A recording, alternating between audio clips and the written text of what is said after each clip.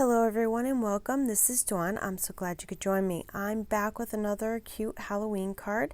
Today I'm sharing how I used pattern paper and an embossing folder to make my background.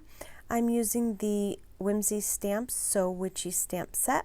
This stamp set comes with 3 stamps and 5 sentiments. And I'm going to pair it up with the Whimsy Stamps Vintage Halloween paper pack. This pack is totally awesome. It has tons of different designs and I just love that it comes with a huge variety of patterns. So let's get started. I'm going to be using this paper right over here and I'm just going to set it aside for later.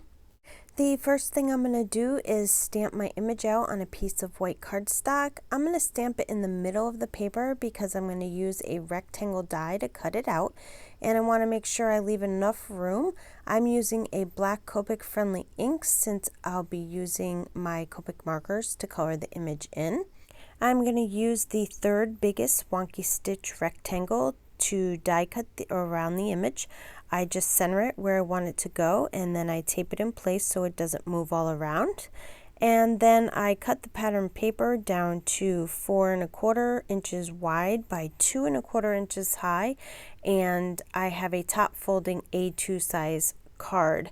Then I'm just going to tear the pattern paper towards me so that it leaves a white tear line across the top of the pattern paper. I'm going to use the Whimsy Stamps Slimline Bats Galore embossing folder, and I'm going to emboss a piece of white cardstock. So what I'm going to do is just take a piece of 4 1/4 by 5 1/2 inch cardstock, and I'm going to stick it in the embossing folder where the width is only 4 1/4 inches wide. I was going to do it lengthwise with the 5 1/2 inch width, but I only need the top half of the paper embossed, so the 4 1/4 was the perfect size. For my sandwich, I'm going to put the cutting plate down and then the embossing folder and then another cutting plate on top, and then I'm going to run it through my die cut machine. I'm using my Gemini Junior today, and just look at how nice the paper embossed. Oh my gosh, I think it came out beautiful. Now I'm just going to adhere the pattern paper onto the bottom of the embossed cardstock, and then I'm just going to set it aside for later. And I'm going to do some quick Copic coloring.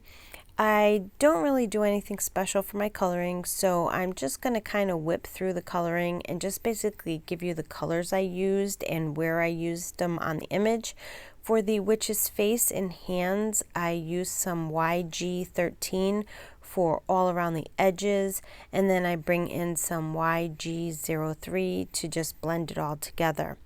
For the trim on the witch's hat, I use some YR07, and I also use it for every other line on the witch's arms and her tights. I use some C7 to color the rest of the squares on the witch's arms and her tights, and I color in her shoes, her dress, and also her hat with some C7, and then I blend it all together with some C5. For the cat, I use some C5 and then I blend it all together with some C3, and I add a little R11 to the inside of its ears. For her hair, I use some V06 and then I blend it all together with some V04. Now I'm going to start to assemble my card. I adhere the card front to my card base. I take the sentiment Hey Witch from the So Witchy stamp set, and I'm going to stamp it above the witch's hat with some black ink. I use my Misty stamping tool because I don't want to mess up at this point, because that would really stink, and I've done that before.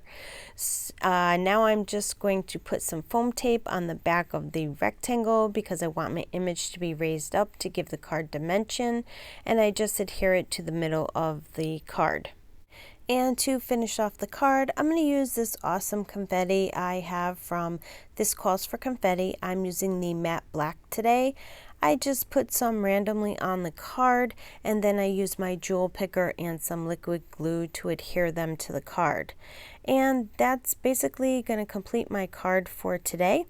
This card was really quick and easy to make, and it has lots of dimension with the embossed top half and then with the raised image. I hope you enjoyed this card. I want to thank you for joining me on the Whimsy Stamps YouTube channel. I would love for you to leave a comment and let me know what you think of the card.